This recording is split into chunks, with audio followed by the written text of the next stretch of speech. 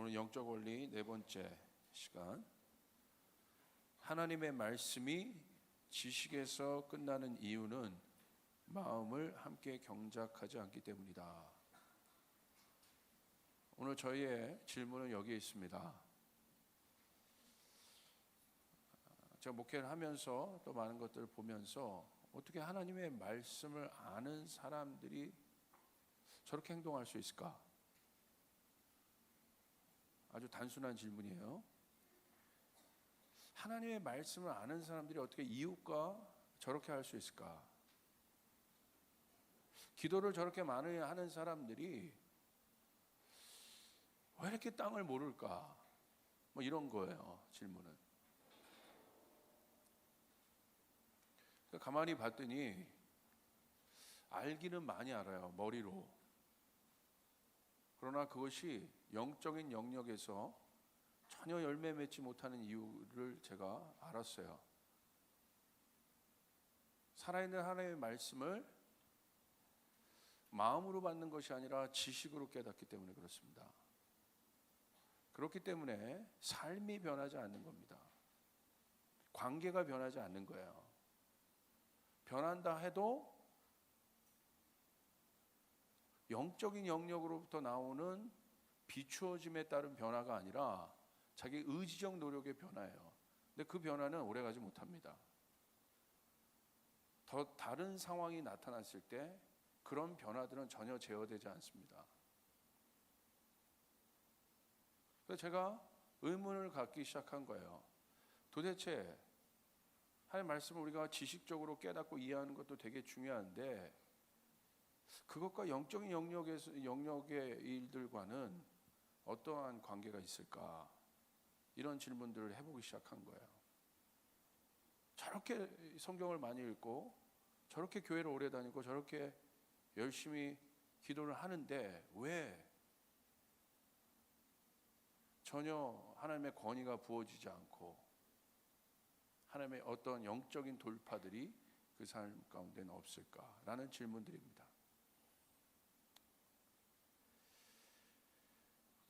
그래서 제가 찾은 단서는 하나님의 말씀을 마음으로 읽지 않아서 그렇다. 이 부분에 대해서, 마음에 대해서, 마음을 경작하는 일이 얼마나 중요한지에 대해서 함께 나누겠습니다. 1번, 하나님과의 교제. 신앙생활에 있어서 왜 마음이 중요하겠습니까? 왜 마음이 중요할까요?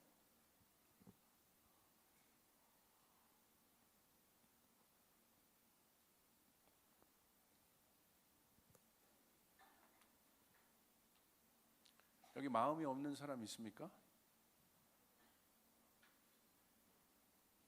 여러분, 마음 하면 어떤 게 조금 여러분 안에 이렇게 떠오르세요? 이렇게 마음. 도대체 마음이 뭡니까? 우리 마음 하는데.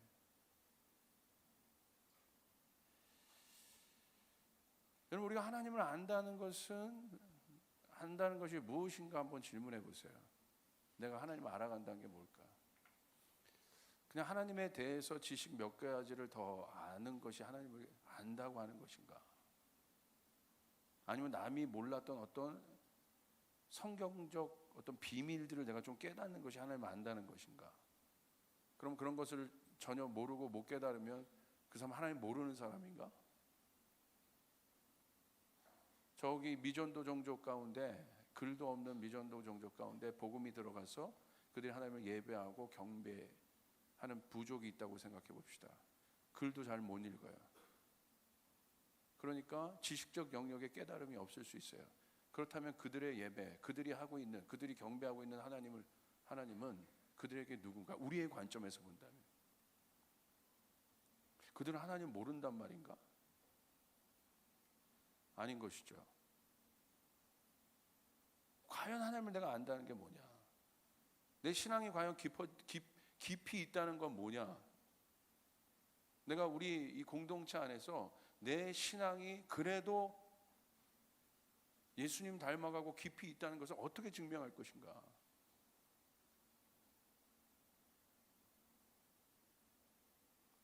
지식이 뛰어난 사람이 나와서 이 초창기 공동체 가운데 그런 영역이 있던 사람이 있어요. 사역적 경험이 있었던 사람도 있어요. 처음에는 주목받습니다. 그러나 생명력이 없더라고요. 와, 그가 깨달은 것, 와, 놀라워요. 막 그가 성경 공부하기 시작합니다. 그런데 생명력이 없더라고요. 도대체 그 깨달음이 그가 알고 있는 하나님을 안다는 게 과연 뭐냐? 영적인 영역이었어요.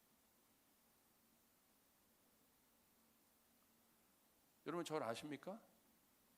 어떠한 대답이 제 마음을 시원하게 한 대답일까요?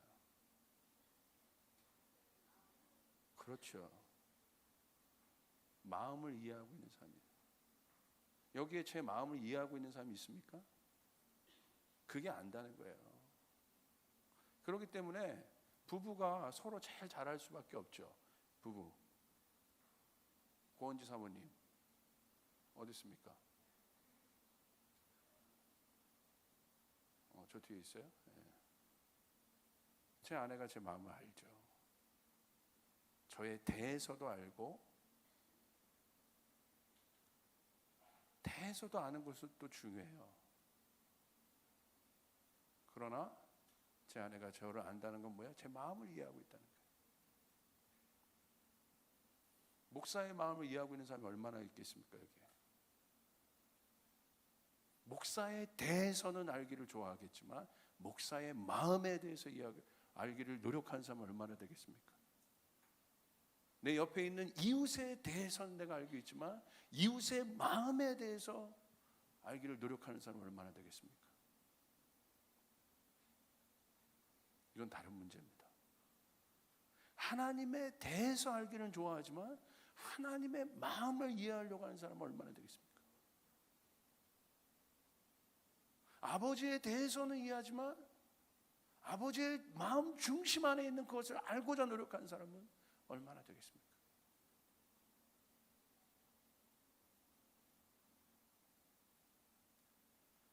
모든 피조물에는 생명이 있어요.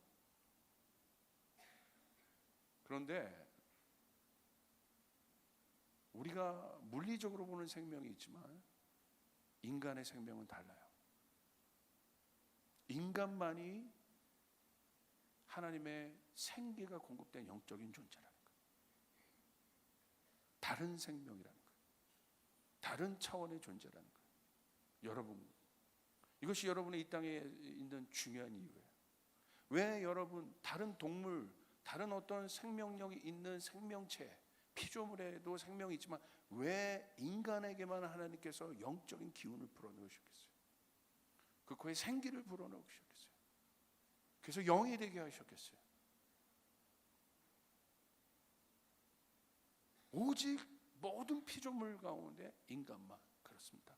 왜 그렇습니까? 오직 인간만이 하나님의 마음을 이해할 수 있는 존재예요. 우리는 그런 존재인 거예요. 그게 친밀감이에요. 그게 교제한다는 거예요. 오직 인간만이. 여러분 그런 위대한 존재세요. 할렐루야. 여러분이 얼마나 값진 존재인지 아시겠어요? 오직 이 지구상에 여러분만이 하나님의 중심을 이해하는 존재.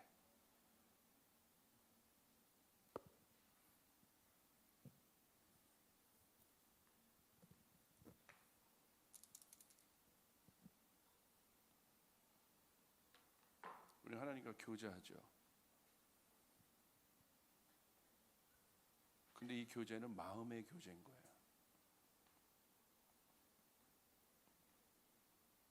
조금 더 구체적으로 얘기하면 인격적 교제인 거예요.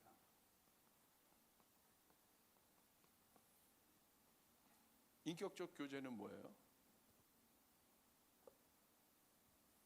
일방적이지 않은 교제죠. 쌍방향적인 교제죠. 존중하는 교제죠. 누군가 주도권을 갖고 끌고 가는 교제가 아닌 것이죠. 다스리는 교제가 아닌 것이죠. 이게 바로 인격적 교제라는 거예요.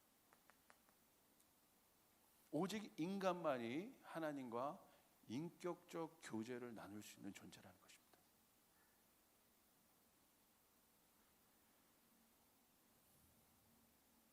그래서 우리가 하나님을 이해할 때 여러분 중요한 것은 무엇입니까? 하나님께서 그런 인격적 교제를 원하신다는 것이에요. 할렐루야.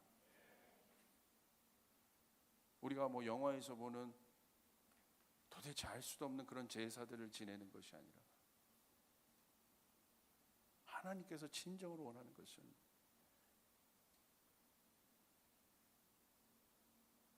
바로 이런 인격적 교제를 원하시는 거예요. 인격적 교제란 뭐예요? 서로의 중심을 이해하는 교제. 그것이 예배예요. 이것을 어떻게 할까요? 하나님이 그 중심을 원하는 교제를 원하신다는 것을. 그런 인물이 나타났지 않습니까? 내 마음에 합한 자가 있다. 그 사람이 누굽니까? 다윗이에요. 다윗을 묘사하는, 하나님은 다윗을 기뻐하는, 그것이 하나님의 delight, 기쁨이 되었던 것은 한 가지입니다. 그가 내 마음을 알고 있다는 것이에요. 그가 내 중심을 알고 있다는 거예요.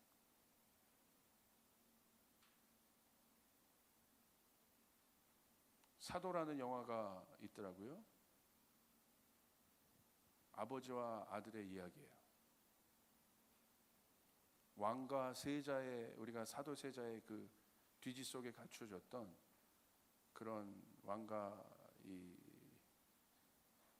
어떤 세자 간의 관계에 초점을 둔 것이 아니라 아버지와 아들의 관계 속에서 그 영화를 그려나갔더라고요. 그래서 전 좋았어요.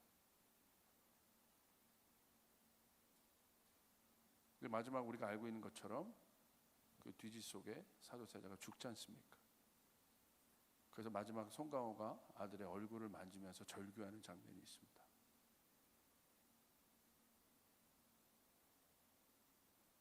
그때 가서 속마음을 털어놓습니다. 내가 왕으로서, 그러나 아비지만 왕으로서 너에게 그렇게 할 수밖에 없었던 속마음을 털어놔요.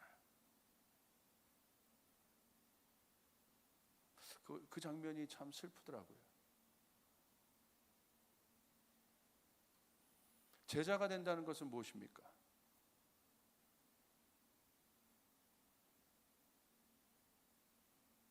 예수님처럼 능력을 행하고 예수님처럼 하늘의 비밀과 이치를 깨달아 설교를 잘할 수 있는 게 제자입니까?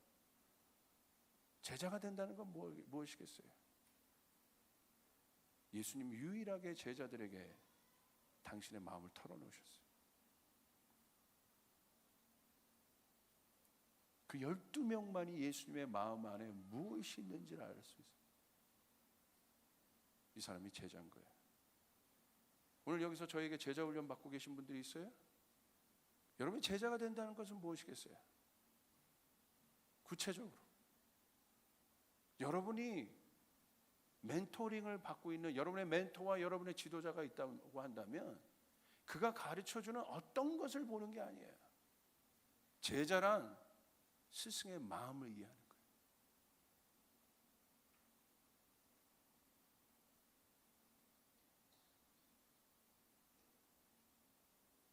어떤 자녀가 아버지의 기쁨이 되겠습니까? 무엇인가를 많이 아버지께 드리는, 무엇인가 많은 공적을 드리는 그런 자녀가 기쁨이겠습니까? 아니죠.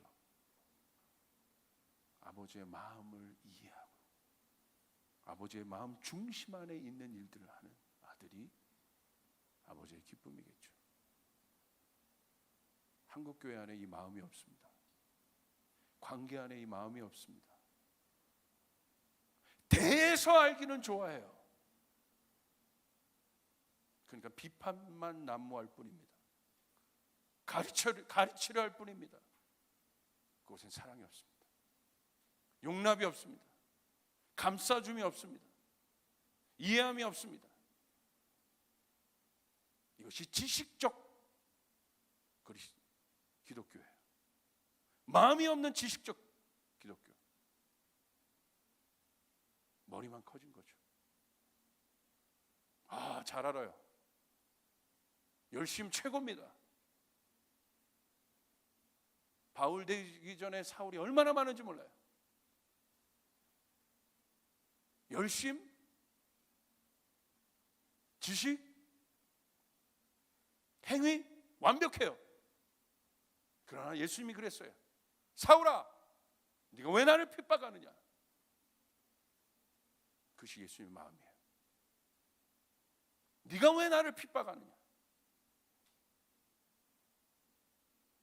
그렇게 열심히 했지만 마음을 모르는 거예요. 여러분, 예수님을 따른다는 건 무엇이겠습니까? 오늘 교회 생활한다는 것은 무엇이겠습니까? 여러분의 이웃과 관계한다는 것은 무엇이겠습니까? 여러분의 지도자와 여러분이 관계한다는 것은 무엇이겠습니까? 마음을 이해하는 것이죠. 보시겠어요? 그때 진정한 교제가 일어나요. 하나님은 인간을 그 교제를 위해 세우신 거예요. 제가 보니까 교제 불능자들이 됐어요. 교제 불능자. 그것이 한국 교회 안에 가장 큰 문제이고, 가정 안에 가장 큰 문제이고, 제자와 스승과의 가장 큰 문제입니다. 피상적 교제, 추상적 교제, 마음이 없는 교제. 그곳에는 영적인 일들이 일어나지 않습니다. 마음과 영의 관계를 한번 봅시다. 그러므로 함께 친밀감을 누리고 교제한다는 것은 마음으로부터 나오는 진정한 소통을 의미합니다. 이게 친밀감의 정의예요. 저 사람과 내가 가깝다는 건 뭘 통해 알겠어요? 마음을 이해하고 있느냐는 거예요.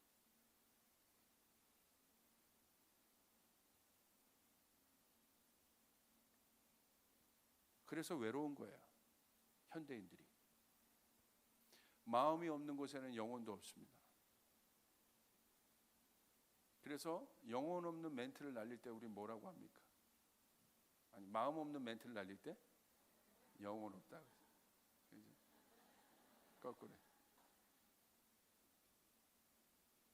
오늘 내 말은 영혼이 있나 없나 한번 생각해 보시죠. 성경에 보니까 하나님의 영은 우리 마음 안에 거한다고 되어 있습니다. 에스겔서 11장 19절 한번 보겠습니다. 같이 읽읍시다. 시작.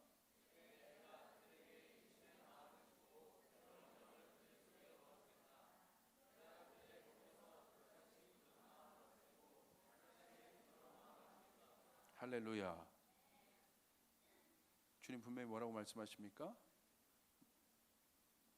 일치된 마음을 내가 주겠다. 새로운 영을 어디에 부어주겠다? 일치된 마음 안에 내가 넣겠다. 그러기 위해서는 내가 굳은 마음을 없애겠다. 그리고 부드러운 마음을 주겠다. 우리가 에스겔서 36장 26절 잘 알고 있습니다. 같은 맥락이죠. 읽어보겠습니다. 너희에게 새로운 마음을 주고 너희 속에 새로운 영을 넣어주며 너희 몸에서 돌같이 굳은 마음을 없애고 칼도처럼 부드러운 마음을 주며. 마음.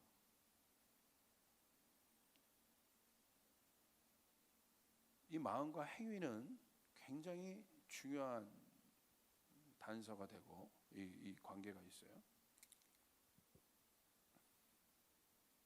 그리스도인의 행위는 어디에 기반합니까? 말씀에 기반합니다. 말씀이 기준이에요. 구약으로 말하면 율법이에요.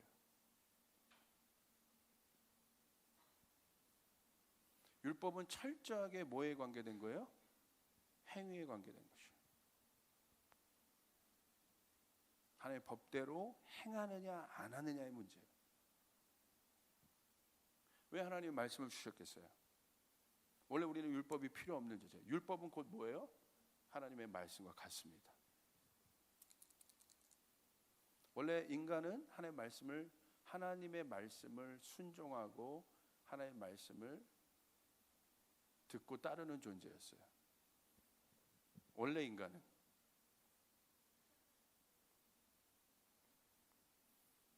그런데 어떻게 됩니까? 죄가 들어왔어. 이게 깨집니다. 죄는 뭐예요? 거역이에요. 뭐? 하나님의 말씀을 거역한 것이 죄예요. 간단한 정의입니다.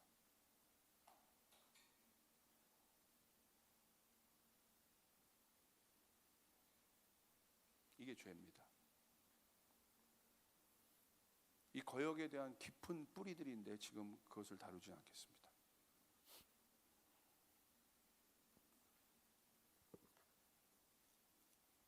오늘 우리 안에 영적인 원리를 깨달아 이 영적인 원리를 깨닫는 것에 그치지 않고 실제적인 영적인 사고가 시작되고 영적인 능력이 여러분 가운데 나타나길 바랍니다. 아멘. 그래서 하나님은 실제적인 말씀을 주고자 했어요. 다시 그것이 무엇입니까? 율법이에요. 이 죄가 어디에서 출발했어요? 인간의 마음에서 출발한 거예요. 율법의 기능은 무엇입니까?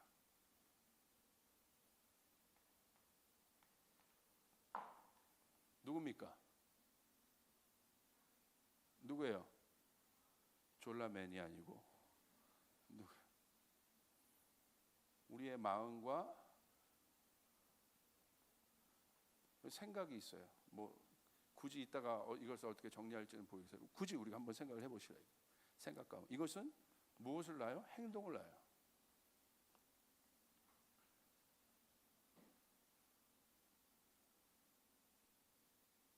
죄의 출발은 바로 이곳에서 시작돼요. 여기서 우리가 어떤 마음을 먹느냐에 따라 우리의 행위가 결정돼요. 선악과를 먹어야겠다니까 선악과를 실제로 먹은 거예요. 그게 죄인 거예요. 생각에서 끝난 것이 아니라 행동했다는 거예요. 율법은 뭐예요? 구체적으로 그렇게 하지 말라고 써 있는 거예요. 대표적인 것들이 뭐예요? 십계명이에요. 우상 섬기지 말라, 절하지 말라, 그렇게 하지 말라, 살인하지 말라.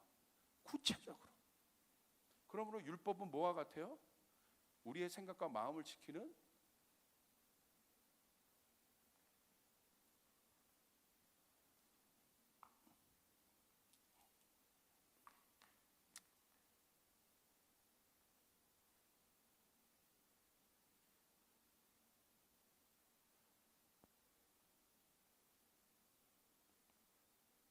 뭐 같아요?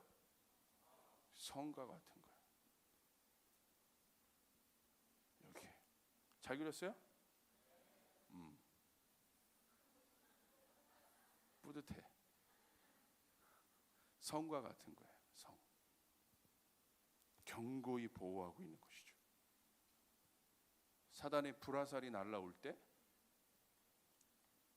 사단의 속임수가 올 때, 이 율법에 다 이 하나님의 말씀의 성 앞에, 벽 앞에 튕겨냄을 당한다. 이거 말씀이에요. 중요해요. 이것을 지키는 거 아는 거 중요해요. 할렐루야. 그럴 때 우리의 뭐가 보호가 돼요? 행동이 보호가 돼요. 실제적으로. 그래서 하나님의 영이 있는 사람은 하나님의 말씀을 지키고자 하는 거예요. 근데 문제는 저는 여기서 끝나는 것이 아니라는 거예요. 두 가지 성이 있어요. 하나는 사람이 사는 성과 사람이 없는 성이 있다.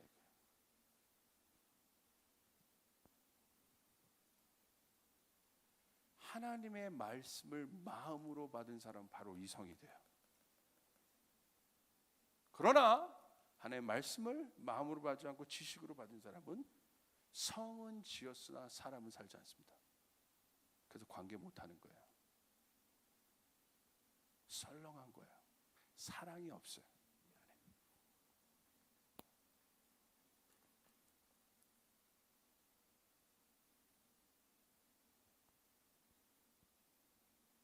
이게 문제인 거예요. 똑같이 성은 지었으나 하나님의 말씀을 마음으로 받아 지은 사람은 실제로 사람이 살 수 있는, 성이 되지만 그렇지 않은 사람은 지어놨으나 아무도 살지 않는 쓸모없는 성이 된다. 이것은 뭐가 됩니까? 걸림돌이 될 뿐입니다. 제가 얘기하겠지만 이런 성을 지었을 때가 문제야. 차라리 몰랐으면 괜찮은데 마음 없이 아는 상태, 이 상태를 뭐라고 얘기해요? 성경은 자기 의라고 얘기하는 거예요. 여긴 수고가 들어가고 노력이 들어갔어요. 이 성에 들어오는 모든 사람은 살아나요. 그리고 여기는 주님이 계셔요. 그러나 자기 의로 만드는 성에는 들어오는 모든 사람이 죽어요. 왜? 여기는 누구만 살아야 되니까? 자기만 살아야 돼. 아무도 들어오면 안 돼. 들어오려면 어떻게 해야 돼요? 철저하게 이 사람이 원하는 바를 해야 돼요. 그건 교제가 아닙니다. 자기 멋대로 살아갑니다. 하나님 말씀이 있지만 자기 멋대로 살아가요. 자기 멋대로 어떻게 살아요? 하나님 말씀 지키며 살아가요. 그러니까 아예 죄 짓는 사람이랑은 좀 다른 개념이죠. 자기 의는 자기 멋대로 살아가요. 자기가 옳다고 하는 그 확신을 붙잡고 살아가요. 그리고 맞은 줄 알아요. 근데 이런 사람들 어떻게 나타나요? 특징이 있어요. 자기만 몰라요. 다 아는데.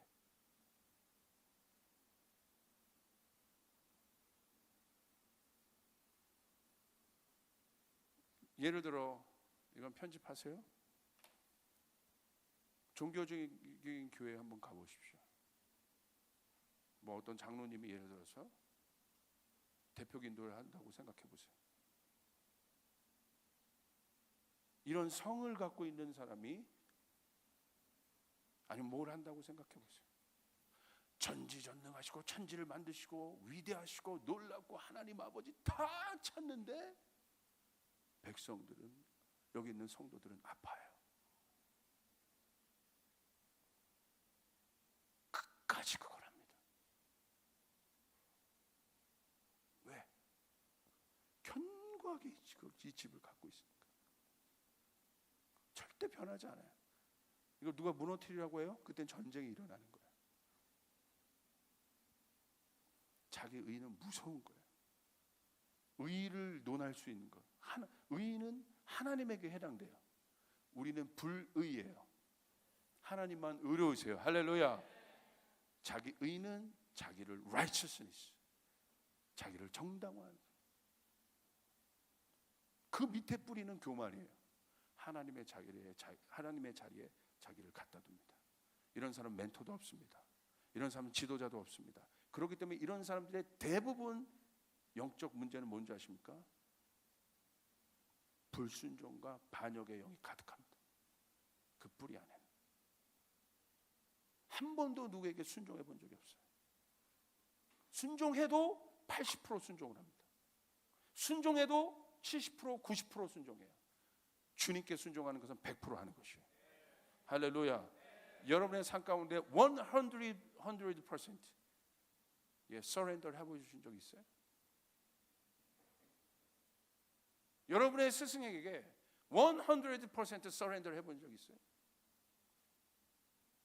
이해가 되지 않아도 따라가 보신 적 있습니까?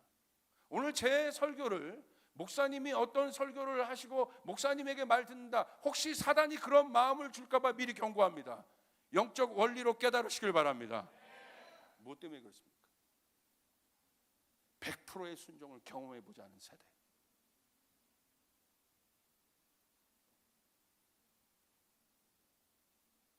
왜 100%의 세대 이 순종을 경험해 보지 않았겠어요? 배가 불러서 그런 거예요. 인간은요, 본능상 배가 고파지고 낮아지면 100% 매달려요. 그러나 배가 불러지고 좀 낮으면 딴 생각이 들어와요. 그게 인간이에요. 여기에 자유로울 사람 없어요. 그러니까 명심하셔. 쫓아가서 선줄 알았을 때 넘어질까 조심하라. 할렐루야.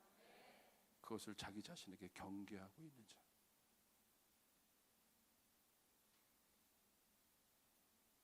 이게 원리예요.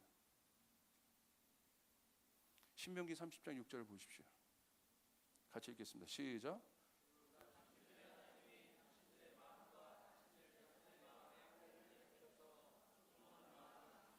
분명히 뭐라고 나오겠습니까? 뭐라고 나와 있습니까?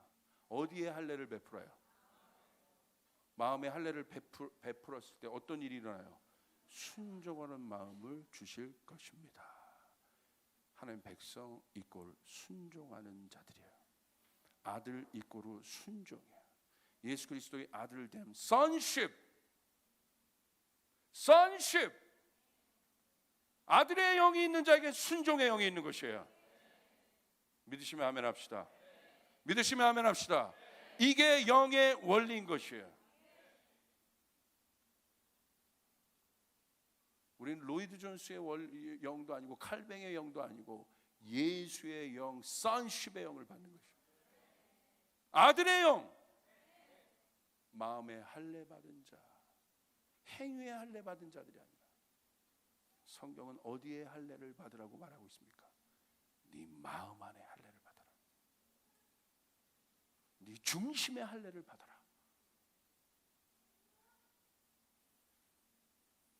그리하여 같이 있습니다. 시작. 당신들이 마음을 다하고 정성을 다하여 순종의 영이 있는 자만 마음을 다하고 정성을 다해요. 이게 사랑이에요. 이게 여러분 남녀의 사랑을 보십시오. 제가 제 아내를 만났을 때 진짜 사랑하기 때문에 마음과 뜻과 정성을 다합니다. 무엇으로부터 출발해요? 나를 희생하는 것을 아까웠지 않아요. 내가 저 사람을 위해서라면 내가 어떻게 되는 것이 아깝지 않아요. 이게 사랑인 것이에요. 할렐루야. 그 사람의 기쁨만을 고민해요. 어떻게 하면 내가 내 아내를 기쁘게 할 수 있을까? 둘이 처음에 연애할 때 저희 아내가 금촌에서 같이 그쪽에 살았는데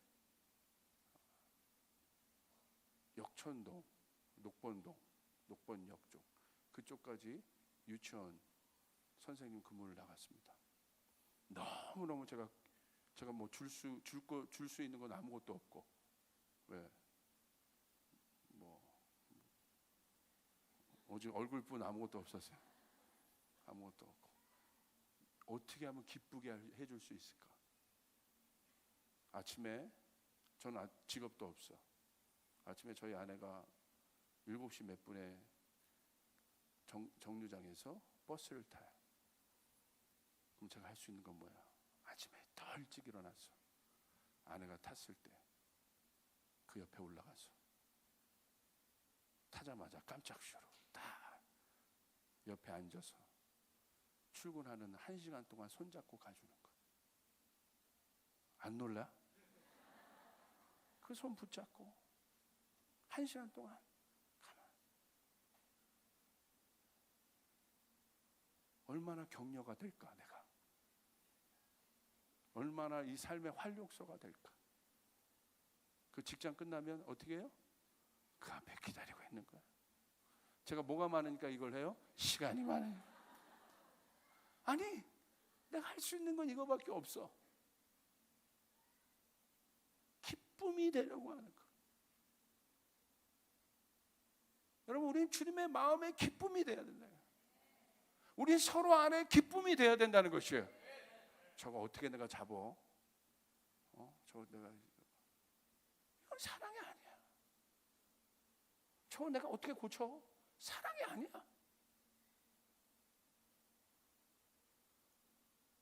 내가 성도들을 어떻게 잡고 저거 어떻게 바꿔버려? 사랑이 아니야. 기쁨이 되려고 하는.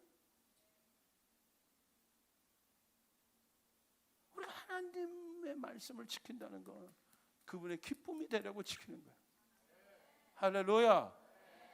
우리가 하나님 앞에 나오는 것은 그분의 기쁨이 되려고 지키는 거예요. 내 기쁨 찾는 게 아니라 하나님과 교제한다는 것은 그분의 기쁨을 찾는 거예요. 여러분의 멘토와 교제한다는 것은 여러분의 이야기를 하는 게 아니라 그분의 기쁨을 아는 게 교제하는 것이에요. 이해되세요? 기쁨을 아는 거예요. 그 중심을 아는 거예요. 왜 이야기하셨을까? 이런 기초적 질서가 무너져 있어요. 관계 불능자들인 걸 제가 아는 거예요. 알면 뭐하나 관계하지 못하는데, 알면 뭐하나 풀어가지 못하는데 마음이 병들어.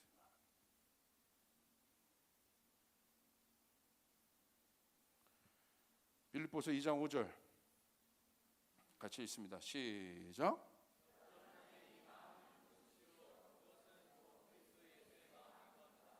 성경은 한결같이 행위가 아니라 무엇을 말합니까? 마음에 대해서 먼저 말. 여러분이 홀리 바이블이나 이런 데서 마음이라는 단어를 하나 딱 쳐보세요. 도대체 뭐 셀 수 없는 말씀들이 나오니까 하나님이 얼마나 마음에 관심이 있으신지. 자, 또 하나 말씀 읽겠습니다. 고린도후서 3장 3절. 이거 기가 막힌 말씀이에요.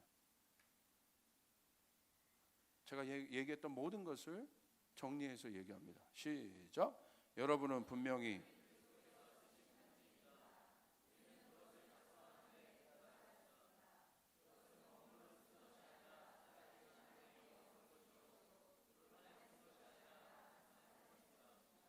아멘. 가슴을 경작하시길 바랍니다. 가슴을 경작해야 했더니 헬스 끊어가지고 이거 경작하고, 이거 경작하지 말고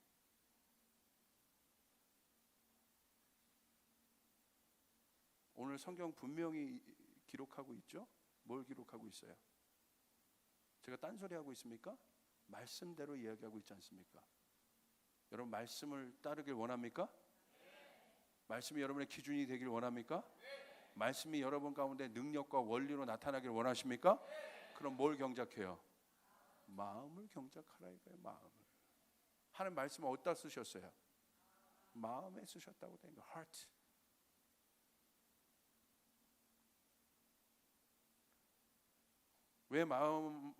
왜 마음으로 하나님의 말씀을 읽는 훈련이 필요합니까? 그냥 읽는 게 아니에요. 공부하려고 읽는 게 아니에요. 하트로 읽어야 돼요. 하트로 읽는다는 건 뭐야? 영으로 읽는다는 거예요. 영으로 읽는다는 건 뭐예요? 지혜와 계시형이 임한다는 것이에요. 할렐루야.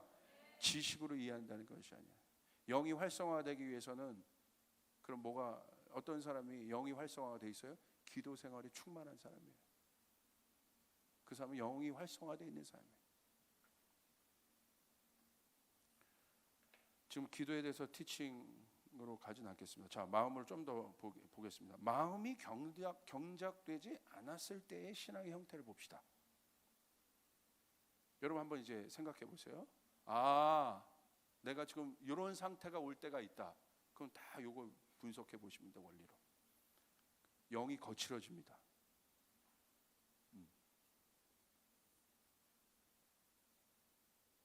그리고 영이 거칠어진다는 것은 여러 형태로 나타나는데 분노가 있어요. 그 안에. 두 번째.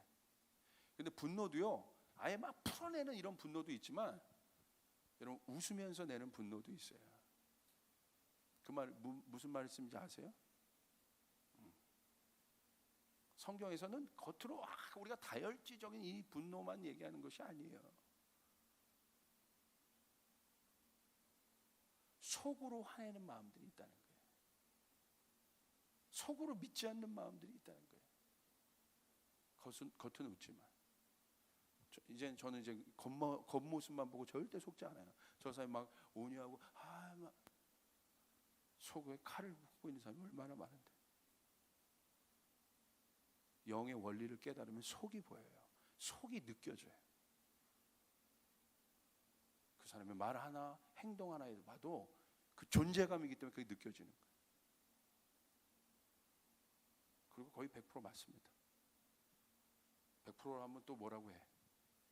80% 맞아요. 주님만 100% 맞지. 두 번째, 반항이 있어요. 왜? 질서가 없기 때문에. 질서가 없다는 건 뭐예요? 자기가 기준이기 때문에.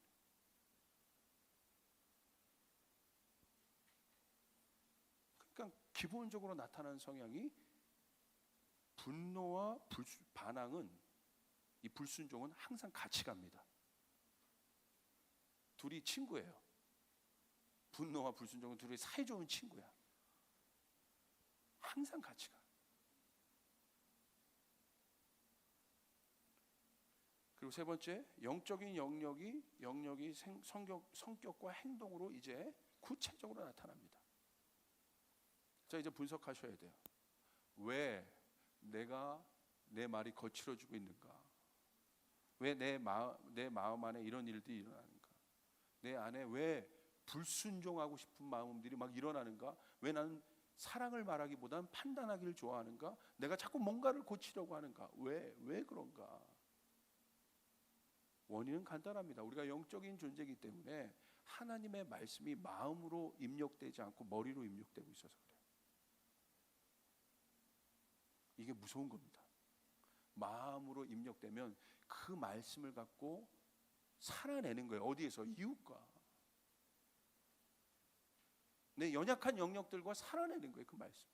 왜? 말씀은 어떤 기능을 해줍니까? 우리의 연약함을 강화시켜줘요. 할렐루야. 맞습니까? 살아내요. 그게 말씀의 힘인 거야. 보호해주고. 그런데 지식으로 끝나는 것은 그렇게 하지 않아요. 왜? 특별히 죄를 지은 것도 아닌데, 단서가 있습니다. 특별히 죄를 지은 것도 아닌데 분노와 반항 등은 실제로 우리의 삶을 피폐하게 할 뿐만 아니라 이웃까지도 피폐하게 하는 일들이 왜 나타납니까? 그에 대한 영적 원리를 알아야 돼요. 왜 분노와 불순종을 여러분과 다루냐면, 분노와 불순종은 자신에게만 끝나지 않아요. 반드시 이웃에게 피해를 줘요.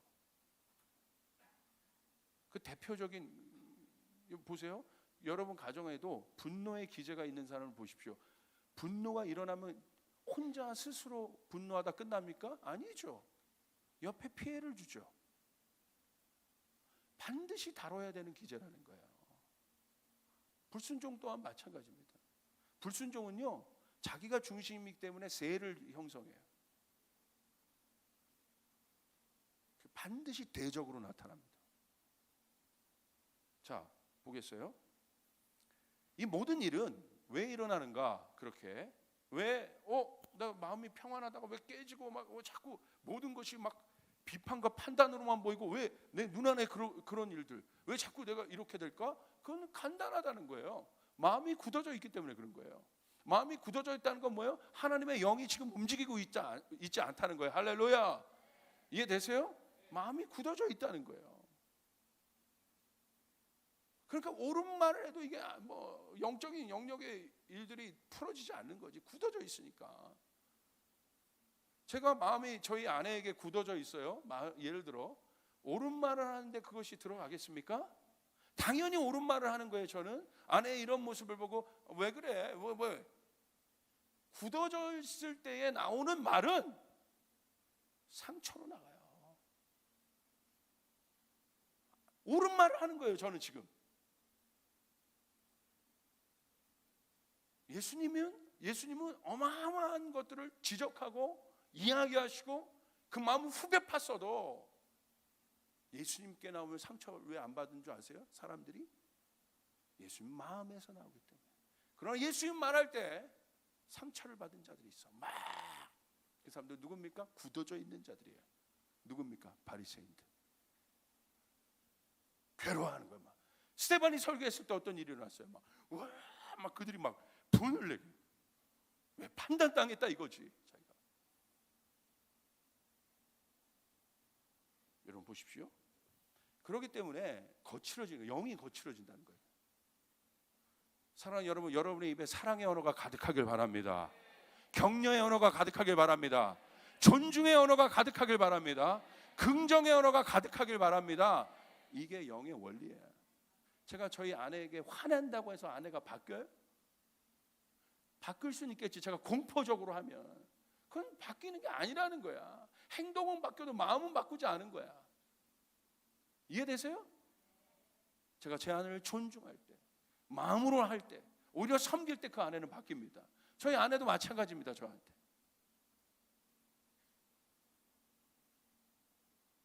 마음을 바꿔야 된다 이거예요. 여러분, 마음을 바꾸는 일에 여러분의 노력을 기울이시길 바랍니다. 할렐루야. 뭘 해야 돼요? 마음을 사시다. 하루아침에 마음 사겠습니까? 그러니까 그리스도의 삶이 날마다가 날마다 격려하고 날마다 등 두드려주고. 옆 사람에게 얘기해요. 사랑하기도 바쁘다. 사랑하기도 바쁘다. 우리는. 제가 어떤 목사님이랑 얘기하는데 아주 기가 막힌 표현을 했어. 어떤 청년이랑 상담해 주신데 그렇게 하셨대. 성년이 내가 하고 있는 일을 잘 모르겠다고 이렇게 하니까, 야 이놈아, 제 말투예요. 그건 그 목사님 부드러운 분이야. 넌 지금 머털도사의 머털이야. 이해되세요? 머털도사가 뭐예요? 아직은 머리 다 빠져가지고 세운다 머리를 그거 할 때까지, 그거 전까지 아직 그 능력이 나타날 때까지 머털도사 뭐합니까? 그냥 물 기르는 거야. 내가 지금 물 기르러 여기 왔나? 내 인생 물 길러야 돼? 나 지금 도술 배우고 싶은데. 물 기르는 시즌이 있다. 할렐루야. 어떻게 알아 그 사람의 마음을, 그 단계를. 여러분, 철저하게 여러분은 그걸 연습하셔야 돼. 머털이 결국 뭘 한 거야? 그래도 저 사부가 그거니까. 우리가 하나님에 대한 자세도 마찬가지라 이거예요. 하나님 위대하신 분이에요. 하나님 완전한 마스터입니다. 우리의 주인이세요. 인정하십니까? 모를 수밖에 없는 거지. 그러니까 우리는 우리의 삶에 뭘 연습해야 돼요? 실제적으로 이 땅에서 하늘의 원리가 풀리려면 실제로 뭘 연습해야 되냐고. 순종을 연습하라 이거예요. 순종을 연습하라 이거예요. 이해되시면 아멘 합시다. 순종은 뭐예요? 내 생각 잠시 죽이는 거야. 이거 연습할 시간이 있어야 돼. 여러분의 삶 가운데, 우리의 삶 가운데. 내가 아무리 오라도 죽이는 거예요. 하나님이 허락한 시즌, 하나님이 사울 밑에 있게 한 설령 사울 밑에서도 다윗은 그것을 연습했어요. 철저하게 그 권위, 질서가 연습에 돼 있다. 하나님은 질서의 하나님이시라 이거예요. 이해되시면 아멘 합시다. 갈수록 불순종의 세대, 성경 그것을 이야기합니다. 거짓 앞이 하나, 여러분 폐역의 세대가 되고 있습니다. 그럴수록 우리는 이것을 연습해야 돼요. 예수 그리스도가 보여주신 그 순종, 어린 양의 그 순종을 누구 명령 듣고 안 듣고 이런 인간적인 차원에서 자꾸 이해를 하니까 영적인 원리가 여기 주어지지 않으니까 인간적인 차원에서 여기서 자꾸 머물러 있으니까 순종이 그 차원이 아닌데, 순종은 영의 원리라 이거예요. 이게 열려야 하늘이 열리는 것이에요. 우주적 질서가 그 안에 들어오게 되는 것이에요. 그것이 권위예요. 이 우주적 질서가 들어오면 절대 그 사람은 주님이 보좌를 줘도 그 위에 안 앉아요. 알아요. 자기 포지션. 바울을 보십시오. 언제나 자기를 어떻게 포지셔닝했습니까? 죄인 중에 괴수다. 나는 죄인이야. 죄인 중에 괴수야. 어디 의 하나를 얘기했습니까?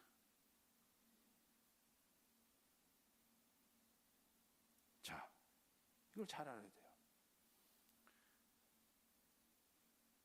그런 단계에 돌 같은 마음, 거기에 말씀의 집만 가득 지식으로 지어지면요, 영이 거칠어져요. 그래서 비판만 나가는 거예요. 왜? 아는 건 많으니까.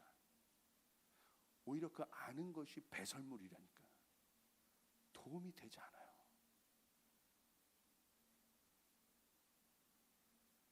성령께서, 자 보세요. 그래서 영이 바울 보십시오. 얼마나 거친 영을 가지고 있었습니까? 죽이러 간다. 내가 저들 잡으러 간다. 영이 거칠어져 있다 이거예요.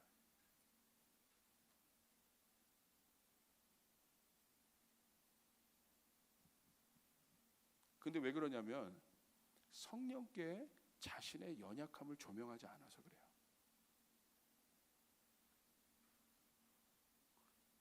여러분, 우리는 연약한 존재입니다. 아멘. 성령께 자신의 연약함을 조명하시길 바랍니다. 그게 부드러운 마음이에요. 그런 사람의 기도는 다릅니다. 주님, 제가 죄인입니다. 제가 잘못한 것입니다. 제가 낮아져야겠습니다. 이렇게 나옵니다. 요거를 조금 알겠어요, 저도. 그리고 연습해가고 있는 중이에요.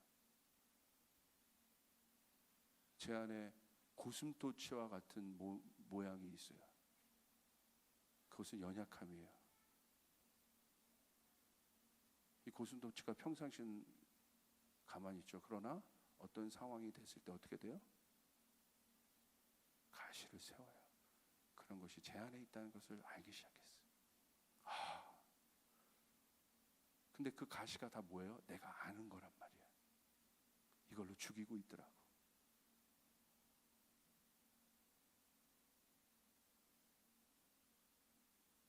거기에 하나님의 말씀이 믹서돼서 오히려 생명의 도구가 아니라 죽이는 도구가 돼.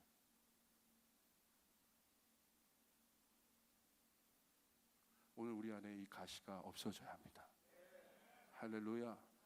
할렐루야. 이 가시가 없어져. 가시가 없어지려면 어떻게 해야 돼요? 우리의 연약함을 털어야 돼요. 상대방의 연약함을 즐겨보는 눈이 아니라 나의 연약함을 즐겨봐야 된다. 할렐루야. 이게 영적 사고예요.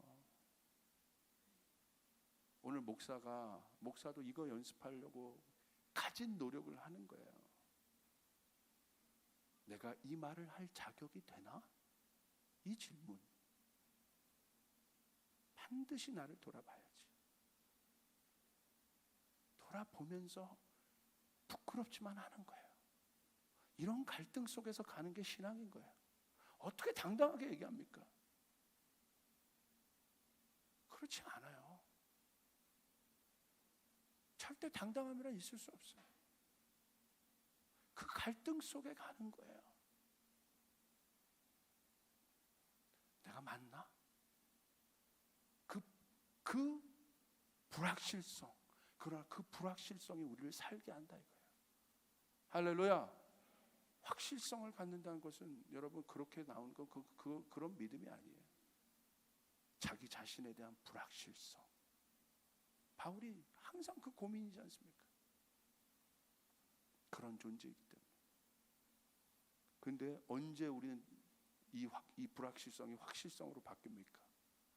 나를 깊이 내려놓고 연약하다고 보고 성령께 조명할수록 누구의 확실성만 보여요?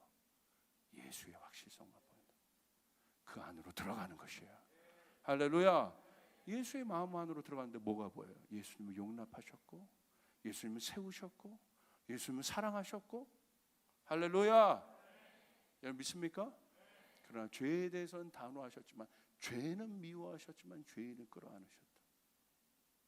그 예수님. 우린 거꾸로다 이거지. 죄인을 미워하고 있다 이거지. 사람을 미워하고, 사람을 자꾸 판단하고, 그 영적인 원리를 아무것도 모른다. 사람에게 매기.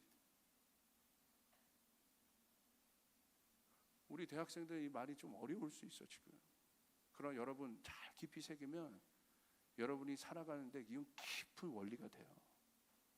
사람이 여러분을 제일 힘들게도 하지만 하나님은 사람을 통해서도 역사하신다는 거. 이것을 깨달아야 돼요. 우리가 주님께 순종하지만 실제적인 순종은 사람에게 일어난다는 거. 이것을 깨달아야 돼. 할렐루야. 사람이 중요한 사람.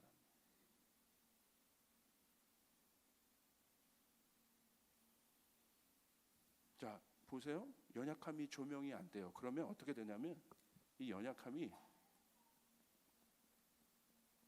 꼭 가지고 있잖아요. 이게 어느 상태에서 이게 가면 이런 것 같아요. 막 이게 이 종기 같은 거 아세요? 상상해 보세요. 종기가 처음엔 잘 없잖아요. 이게 모르잖아. 근데 이 종기를 자꾸 만지면 어떻게 돼요?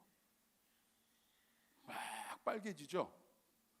종기가 성내죠. 막 노란 거 가득 차고 막 터지기 일보 직전. 종기.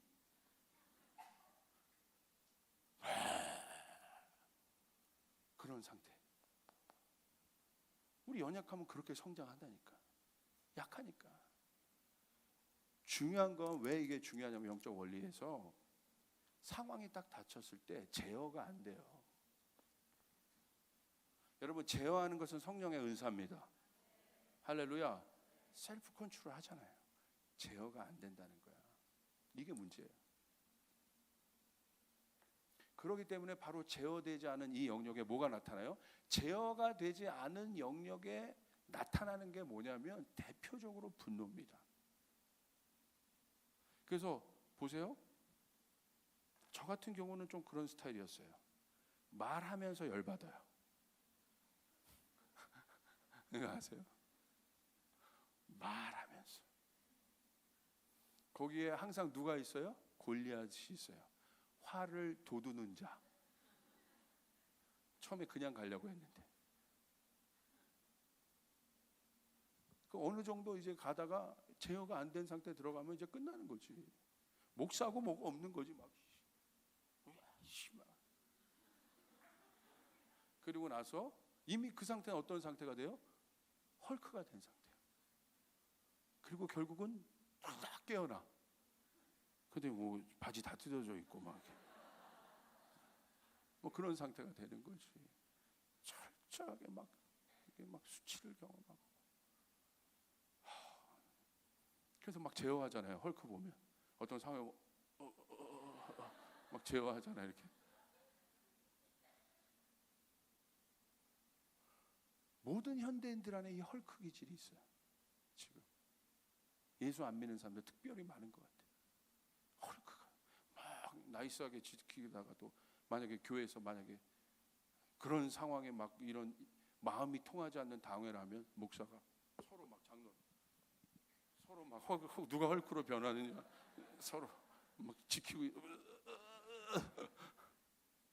근데 거기에 마귀는 옆에 가서 어벤져스가 보면 막 마귀를 악당을 묻히려고 헐크로 변신시키잖아요. 막 변신시켜. 알았어 변할게 뭐. 나중에 자기가 뭐 스스로 변하는 그런 단계가 되면 좋은데 그렇게 인간이 그럴 수 없더라. 문제는 뭐냐면 이 연약함을 냅두면 제어가 안 되는 상태로 나타나고 대부분은 분노로 나타납니다. 폭력으로 나타나요. 여자들 목사님 뭐 이렇게 막 헐크되는 게 뭐 여자들의 폭력은 뭔 줄 아세요? 왕따 시키는 거야. 안 노는 거. 대놓고 제껴버리는 거. 너 나랑 친하다가 갑자기 너 영숙이랑 친해지네? 우리 저기 집사님 교회 영숙. 비유를 잘 들어야겠어요. 뭐 너 뭐 수잔이랑 친해지네 너. 수잔이랑. 그래? 알았어. 너 나만 친하다고 하더니 갑자기 수잔이랑 더 그래? 그래? 내가 너를 복수해 주겠어. 결국 얘 그러면서 따 만드는 거 있잖아. 제이미도 부르고. 제이미도 있나? 가만 있어. 뭐 그러잖아. 그것도 폭력이에요. 죽이는 거. 할렐루야. 할렐루야 할 게 아니죠. 네? 그런 폭력적 기질이 있어요. 그건 폭력이 아닌 것 같으세요? 뭔가 당을 지어가는. 이따 얘기할게요. 다 나와요 거기. 그렇기 때문에 지식의 영역으로만 굳어진 하나님의 말씀은 왜 그럴까요? 아까 제가 설명했죠. 100% 자기의가 됩니다. 자신이 만든 틀에 하나님을 갖다 놓는 거예요. 오늘 이것이 깨어지길 바랍니다. 할렐루야. 자, 실제적으로 나타나는 어려움들 보세요. 이런 사람들의 특성, 경쟁적 관계. 자신이 옳기 때문에 이런 사람의 삶은 온전히 배우는 단계. 거기다 밑줄 주세요. 배우려면 온전히 배우라. 알겠어요? 자시오. 제자들은요, 온전히 배우는 거예요. 그래야 제자가 될 수 있어요. 이해되시죠? 여기 있는 여러분이 저와 멘토링의 제자 관계가 되려면 온전히 배운 사람이 제자가 돼요. 할렐루야. 제자는 온전히 배우는 거예요. 온전히 배우는 단계가 아니라, 그렇기 때문에 예수님 보세요. 제자들이 예수님께 온전히 배우지 않았죠. 그러니까 자기들 안에 뭐를 일으켜요? 경쟁 구도를 일으키잖아요. 항상 경쟁적이에요. 왜? 힘에 관심 있고 영향력에 관심 있고 자기에게 관심이 있기 때문에 경쟁적이에요. 자기가 똑똑한 거야. 그러니까 경쟁인 거야. 여러분, 자기가 부족하다고 생각하는 사람은 경쟁하지 않아요. 얼마나 귀한지 몰라요. 이런 사람의 특징은 또한 뭡니까? 세를 형성해요. 자신이 하고 있는 일에 대한 강력한 정당성을 지식의 영역에서 지원하고 있기 때문에 맞는 거야. 자기가 말하는 거. 이런 사람 말하면 뭐 안 지죠. 그런 건 이런 거예요. 그런 건 이런 거예요. 막 꿰면서 막 말해요. 왜? 너무 많이 알고 있는. 제가 아는 걸 뭐라고 한다는 게 아니에요. 마음으로 그것이 필터링 되지 않으면 죽이는 거예요. 공동체를 죽여요. 어디 보니까 뭐 통계 이래요. 그런 말 막 하면서 그러면 항상 당신의 통계는 저는 속으로 한국교회 통계 당신의 통계는 어떤가요?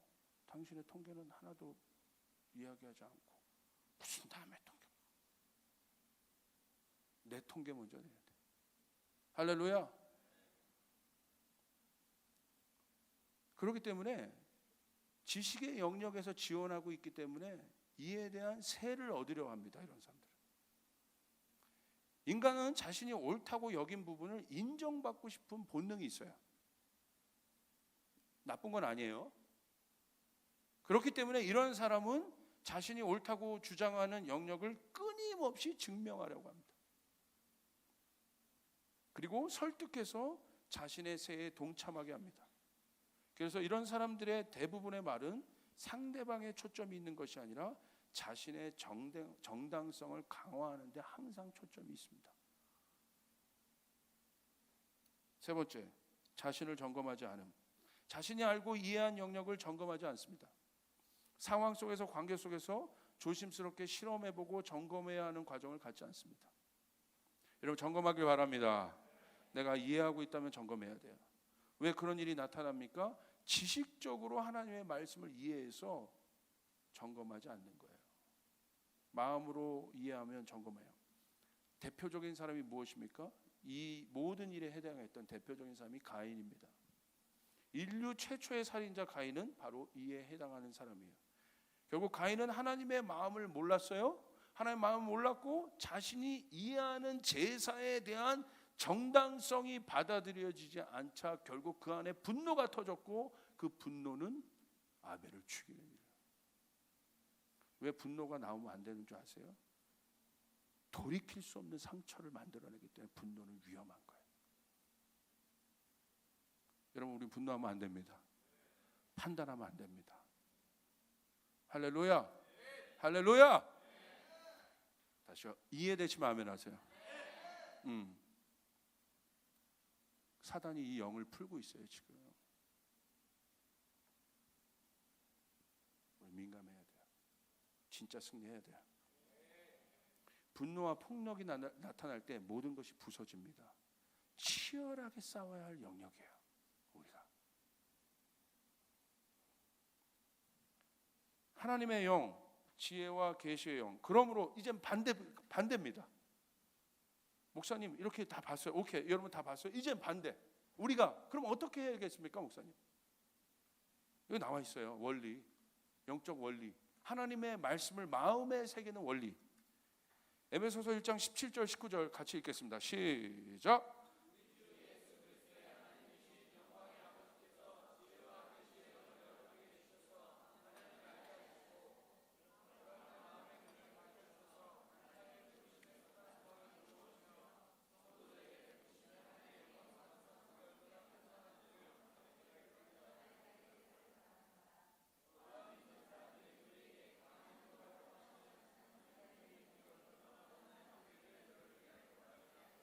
하나님의 마음으로 살아가는 사람들의 삶의 자세를 보십시오. 자, 하나님을 알려면 뭐 어떻게 해야 돼요? 성경에 나와 있죠? 영광의 아버지께서 뭘 주세요?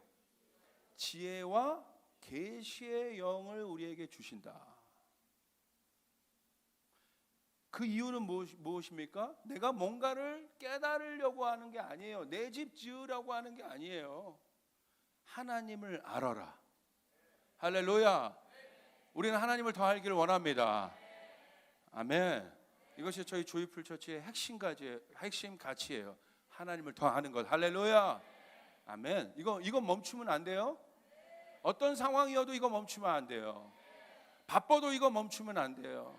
하나님을 아는 일에 여러분의 중심을 둘 때 여러분 지혜와 계시의 영이 영적인 영역인 것을 알게 되고 요청하게 됩니다. 그런데 여러분 재밌어요. 18절이 중요해요. 이제 지혜와 계시의 영은 제가 하도 설교를 많이 해서 알지만 18절이 중요해요. 지혜와 계시의 영이 임할 때 어디에 눈이 밝혀져요?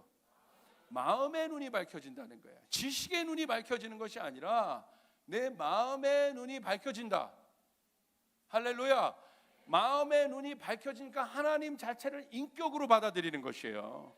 지식으로 받아들이는 것이 아니라 하나님을 인격으로 받아들이게 되는 것이에요. 하나님의 생각을 받아들이고 하나님의 감정을 받아들이고 하나님의 중심을 받아들이기 위해 노력하는 것이 인격적 교제라 이거예요. 마음의 눈을 밝히시고 오늘 우리 안에 마음의 눈이 떠지길 바랍니다. 할렐루야. 마음의 눈이 떠져야 돼. 하나님의 말씀을 깨달을 때 지혜와 계시의 영이 임하면 어디가 떠져요? 지식이 먼저 떠지는 것이 아니라 그럼 구체적으로 자 마음은 뭐 레브라고 하는 뭐 히브리적 의미로 마음은 레브인데 이게 생각이 그들이 히브리 사람들이 생각할 때 이 히브리 단어의 개념에서 마음은 우리가 생각하는 어떤 추상적 개념의 마음이 아니라 분명하게 이 사람들은 생각을 얘기해요. 레브라고 말해요. 레브. 생각이라고 얘기해요. 추상적 기관이 아니에요. 지금 그거 얘기하면 뭐 1시간 가기 때문에 제가 다음 영적 원리 때 마음과 생각에 대해서 더 구체적으로 얘기하겠습니다. 오늘은 그것만 보시라 이거예요. 자, 마음을 얘기할 때 우리가 흔히 생각할 때 지식의 영역이 있습니다. 이성의 영역, 뭐 논리의 영역, 합리적인 영역 이거 굉장히 중요한 거예요. 그러나 마음을 얘기할 때 감정의 영역도 있어요. 저는 오늘 냉정하게 얘기해서 어디가 먼저냐는 거야. 감정이에요. 순서를 분명히 알아야 돼. 한국 교육 가운데 이 영역에 대한 깊은 통찰이 없습니다. 하나님을 감정으로 알아라? 이걸요 이상하게 말초적 관계에서 이해해요. 하나님을 인격으로 보고 하나님을 아버지로 본다면 이것이 무슨 말인지 이해할 수 있게 됩니다. 할렐루야. 하나님 우리 아버지세요. 이게 관계 맞아요? 이게 관계 맞아요? 떨어지면 보고 싶고 생각나고 이게 관계지. 성경은 그걸 얘기하고 있는 거지. 먼저 관계를 얘기하고 있는 거지. 우리와의 관계. 너는 나와 이런 관계야. 이게 성경이에요. 아멘. 이게 원리잖아. 여기가 활성화가 돼야지. 이게 활성화가 안 돼 있으니까 하나님 앞에 나갈 때 형식적으로 나오고 종교적으로 나가고 머리로 알기에 나가고 지식적으로 알고 이게 이게 먼저 동하다 보니까 이게 동하면 이 영역이 동해지게 돼요. 할렐루야.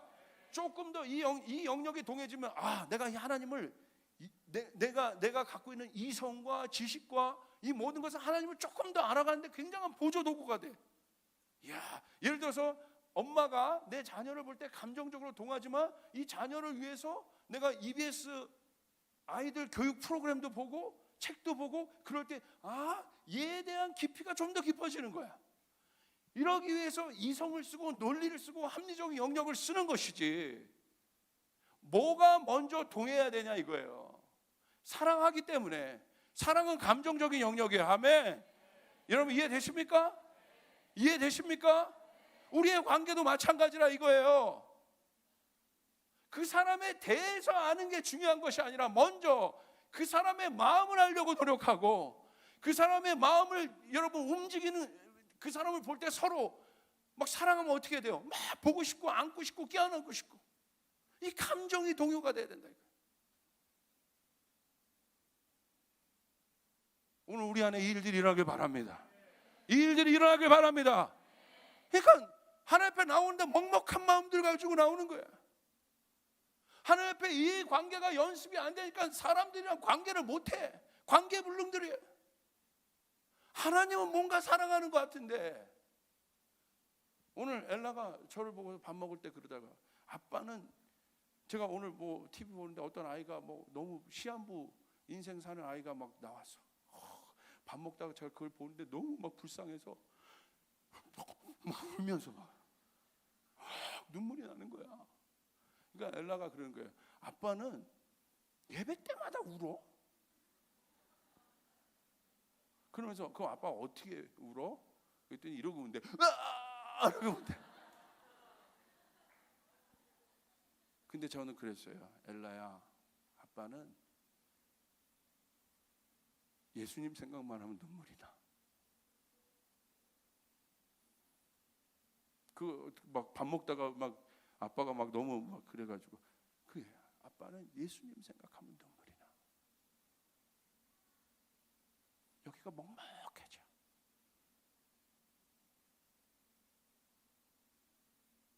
아빠는 그게 저는요 여러분 이게 멈출까봐 두려워요.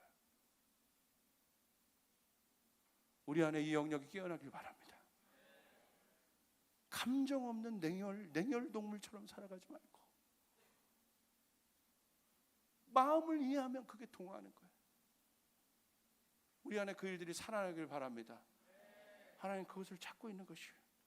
자, 그 눈이 밝혀질 때 와, 드디어 이게 보이는 거예요. 마음의 눈이 떠지면 부르심의 소망이 보이는 것입니다. 할렐루야. 부정적인 게 보이는 게 아니에요. 판단하려는 것이 보이는 것이 아니에요. 부르심의 소망이, 이게 영적 원리라 이거예요. 이걸 깨달으니까 긍정적으로 말하라고 하는 것이고요. 이걸 깨달고 이 원리를 아니까 여러분 순종하며 살고 밝게 살고 웃으면서 살고 도우면서 살고 여러분 그렇게 살라고 하는 거예요. 뭐라고 되어 있습니까? 부르심에 속한 소망이 무엇인지를 알게 된다. 부르심을 알게 돼요. 사명을 알게 되는 것이에요. 사명이 부담이 아니라 소망으로 임할 때 바로 이 일들이 깨어나게 되는 것이에요. 마음이 경작됐기 때문에 사명이 부담이 아니라 내가 이 목회일 주의 길을 가는 것이 부담이 아니라 사명이기 때문에 영의 눈이 떠지기 때문에 하나님의 마음을 알기 때문에 하나님의 부르심을 알기 때문에 그럴 수 있길 주님으로 축복합니다. 여러분 이 원리를 알기를 바랍니다. 그 다음에 뭐라고 나와 있습니까? 기업의 영광의 풍성함이 있다. 와, 영광스러운 상속이 얼마나 풍성한지를 마음의 눈이 떠질 때 네가 보게 된다. 그렇기 때문에 이런 사람들은 여러분 어떠한 환경과 어떤 처지에 있어도 내가 지금 맥도날드 알바하는 그런 비교당하는 인생이어도 그냥 뭐 배달하는 그런 인생이어도 여러분 마음의 눈이 떠지면 기업의 영광의 풍성함을 보게 된다. 부유함을 보게 된다. 풍성함을 보게 된다. 할렐루야. 저 영혼이 지금은 저렇게 약하지만 풍성해질 거야. 우리가 이렇게 약하지만 풍성해질 거야. 할렐루야. 우리 목사님이 더 풍성해질 거야. 우리 성도들이 더 풍성해질 거야. 영광의 풍성함을 보게 돼. 이게 주님의 눈이라는 거야. 오늘 우리 모두에게 이 눈이 있기를 주님의 이름으로 축복합니다. 영광의 풍성함을 이야기하고 있는 거야. 다릅니다. 마음이 움직일 때 우리의 감정이 활성화가 되고, 그렇게 될 때 그런 일이 일어나요. 그 다음에 뭐가 있어요? 힘의 위력이 있습니다. 그리고 뭐가 있어요? 능력의 지극히 크심을. 이게 다 마음이 떠질 때 일어나는 일이에요. 그러므로 하나님의 말씀을 보는데 다 어떻게 보여요?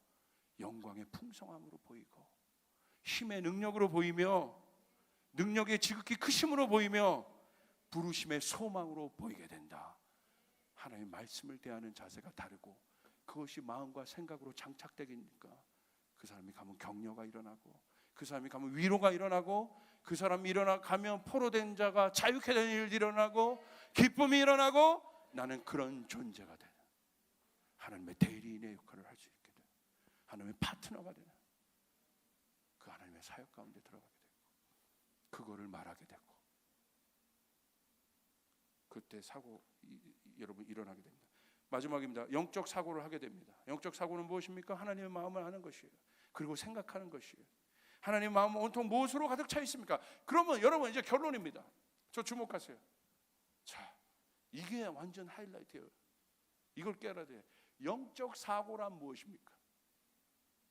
하나님을 사고하는 거예요. 하나님을 생각하는 거예요. 여러분 거기에 동의하세요? 여러분 하나님의 마음을 알기를 원하시죠? 오케이, 동의하셨어요?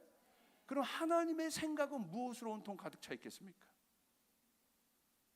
우리로 가득 차 있는 거예요. 그러므로 영적 사고는 실제적으로 사람을 대하는 태도인 거예요. 다시요. 영적 사고? 신령한 사고 여러분 하나님 마음 모르면 그렇게 받아들여요. 영적 사고는 하나님의 마음인데, 하나님의 생각인데, 하나님의 마음과 생각은 온통 무엇으로 가득 차 있어요? 사람으로 가득 차 있어요. 우리로 가득 차 있어요. 그 대표적인 하나님 마음의 결정적 표현체가 무엇입니까? 예수 그리스도. 우리를 구원하는 것, 포로된 자를 자유케 하는 것, 기쁨을 주는 것. 아멘. 그러므로 영적인 원리가 뚫린 사람은 사람에 대한 이해가 깊어져요. 그렇기 때문에 이 사람은 이 땅에서 마음을 얻으면서 살아요. 그리고 이 공동체 안에서 자기의 마음을 항상 내려놓고 조명해 볼 수 있는, 저는 목사이지만 그런 마음으로 여러분을 대합니다. 마음을 터놓을 수 있는 사람, 마음을 이야기해요. 우리 공동체가 1000명, 2000명이 되어도 마음을 터놓을 수 있는 공간이 많아지길 바랍니다. 할렐루야, 할렐루야, 아멘. 마음을 터놓을 수 있는 사람과 식사하면 맛있어요, 안 맛있어요? 맛있는데 어떻게 맛있어요?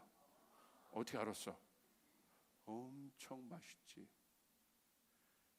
엄청 식사가 맛있으면 코이노니아가 이루어져야 안 이루어져요? 그렇죠. 성경 공부가 코이노니아를 만든다고 여러분 생각하세요? 천만에. 식사가 만드는 거예요. 우리 성경 공부에서 우리 코이노니아를 만들지. 코이노니아는 1번, 2번. 이 코이노니아야? 아니라. 마음이 통한 사람과 밥을 먹고 싶은 거고, 함께 하고 싶은 거고, 파주댁들이 나오기 시작하는 거고, 파주댁들이 모여서 막 명절 음식 같이 했다고 막 페이스북에 올리는데 보기 좋아. 내가 원하는 게 그거야. 기도도 해? 자, 그러므로 실제적 영적 사고를 한다는 건 무엇입니까? 구체적으로 하세요. 구체적으로. 영적 원리를 안다는 거. 이제 구체적으로 살아. 쫓아서 항상 격려하라. 더 크게 얘기해서 항상 격려하라. 항상 격려하라. 쫓아요. 주님, 제 입술이 100% 격려를 이야기하게 하십시오. 아직도 목사님 그래도 이게 진짜 영적 원리를 자, 다시 1번부터 돌아가요. 깨달았어요. 빨리 이거 하고 끝내자고 빨리. 두 번째, 항상 어디에 초점을 둬요? 기뻐함에 초점을 둬요. 못해도 기뻐하라. 기뻐함에 초점. 이 사람이랑 계속 말하고 싶으니까. 세 번째, 위로와 소망의 통로가 되십시오. 그리고 네 번째, 어떻게 합니까? 섬기십시오. 여러분이 그 복의 통로가 되길 주님의 이름으로 축복합니다. 이게 말씀이 마음에 기록된 사람들의 삶이라는 거예요. 주님께 영광의 박수 올려드리겠습니다. 옆 사람에게 이야기하겠습니다. 기뻐함으로 합시다. 하나님의 말씀을 기뻐함으로 나갑시다.